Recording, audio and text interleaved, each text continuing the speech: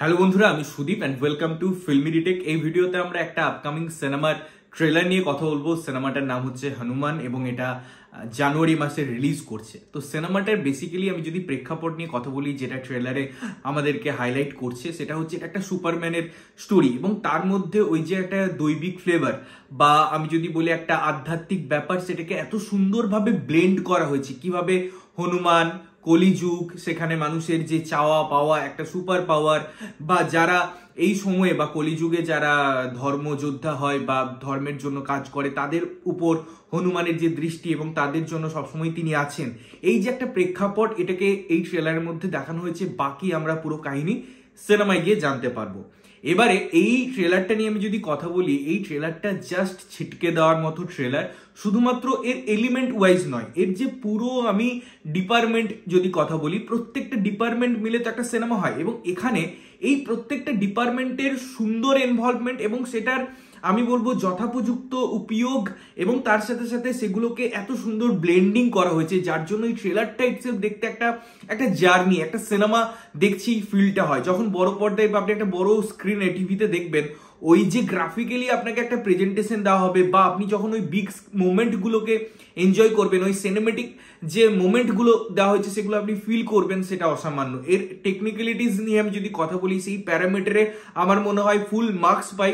VFX হোক, কিছু কিছু জায়গায় একটা দৌড়ানো সিন আছে, হয়তো ল্যাক করছে, বাট তাও সেটা কনসিডার করে নেওয়া যায় অন্যান্য সিনেমার থেকে। দারুণ ভিএফএক্স, সেরকম সুন্দর কালার গ্রেডিং, সেরকম সুন্দর এর ব্যাকগ্রাউন্ড মিউজিক। এটা তো একটা মনে হচ্ছিল দৈবিক দুনিয়ায় আমাদের লোকোমোট করছে। এত সুন্দর তার মায়াবী অ্যাটমসফিয়ার, তার বিজিএম এ আমি শুধু মিউজিকের অ্যারেঞ্জমেন্টের কথা বলি, বা যখন সেখানে মন্ত্রের উচ্চারণ হচ্ছে বা সেই গানগুলো হচ্ছে বা রাম উচ্চারণটা হচ্ছে, এত সুন্দর লাগে, এত ফ্লেভার, এত এলিমেন্ট থাকে, সেগুলো অমাইক।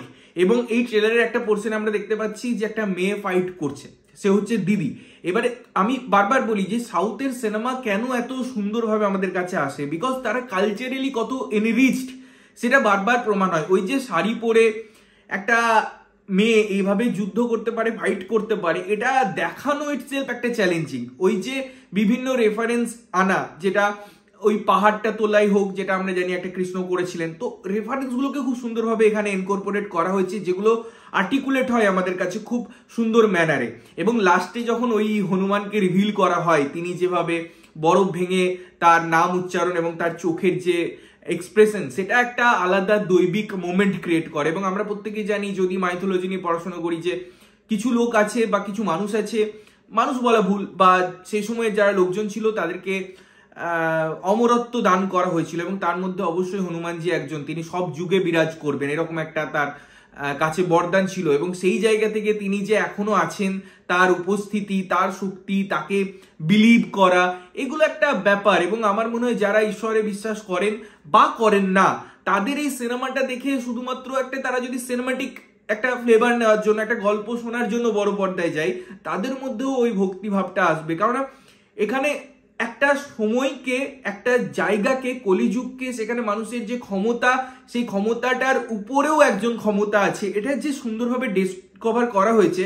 এবং তার জন্য যত এলিমেন্ট গুলো দরকার, যেভাবে লার্জ স্কেলে সেটাকে ডিজাইন করা হয়েছে পুরো সিনেমাটা, এটা মনে হয় একটা সাউথের সিনেমা দ্বারাই সম্ভব। এবং তারা যেভাবে সিনেমা ভাবে, তারা যেভাবে সেটি কনসেপ্টটাকে আর্টিকুলেট করে এবং তার মধ্যে যেসব এলিমেন্ট, লেয়ার, সাব লেয়ার এগুলো পুট করে, সেগুলো অমাইক। এবং এখানে আমার মনে হয় যে লিড ক্যারেক্টার আমাদের থাকবে, তাকেও ওই জায়গাটা থেকে খুব সুন্দর লাগছে, খুব সুন্দর মানিয়েছে এই ক্যারেক্টারটাই, এবং আমার মনে হয় প্রপারলি জাস্টিফাই করে। সুতরাং আমার কাছে এই ট্রেলারটা একটা অসাধারণ ট্রেলার, আমি থরলি এনজয় করেছি। এত বড় ট্রেলার হওয়া সত্ত্বেও, প্রায় 3 মিনিটের উপর ট্রেলার, মনে হচ্ছে যেন এই শুরু হলো, এই শেষ হয়ে গেল। এর মধ্যে এত কিছু দেখানো হলো, তাও কোথাও গিয়ে মনে হচ্ছে যে আরো একটু যদি পাওনা থাকতো, আরো একটু যদি দেখানো হতো বেটার হতো। গল্প সেভাবে কোথাও রিভিল করা হয় না, যদিও এই ধরনের গল্প সুপারস্টার বা সুপারম্যান, সুপার পাওয়ারের গল্পে আলটিমেটলি একটা দিকেই অগ্রসর হয়, কিন্তু তার মধ্যে তারা চেষ্টা করেছে দিদির একটা ব্যাপার আনা, সেখানে পুরনো ঘটনা, আমরা একটা ছোট মেয়েকে তার চোখ থেকে রক্ত পড়তে দেখি, একটা আগুনের জায়গা থেকে দেখতে পাই। সুতরাং এর মধ্যে তারা লেয়ার রেখেছে, এর মধ্যে তারা প্লট রেখেছে, স্টেজিং রেখেছে। তো এটা দেখেই আমার ভালো লাগছে যে হ্যাঁ চলো, একটা ধারাই গল্পটা বইবে না, তার অনেক দিক থাকবে, অনেক প্যাটার্ন থাকবে, যার জন্য সিনেমাটাই আমরা আরো বেশি অনুভব করতে পারবো, আরো বেশি ফিল পাবো। তো আমার দারুণ লেগেছে এক কথায় ট্রেলারটা। তোমাদের কেমন লেগেছে ট্রেলারটা অবশ্যই কমেন্ট করে জানিও। ততক্ষণের জন্য ভালো থাকবে, সুস্থ থাকবে এবং সবসময় ভালো জিনিস দেখবে। চ্যানেল যদি প্রথমবার দেখছো, লাইক কমেন্ট শেয়ার করতে হবে, সাবস্ক্রাইব করতে হবে যাতে প্রত্যেকটা নোটিফিকেশন তোমাদের কাছে পৌঁছায়। ততক্ষণের জন্য টাটা।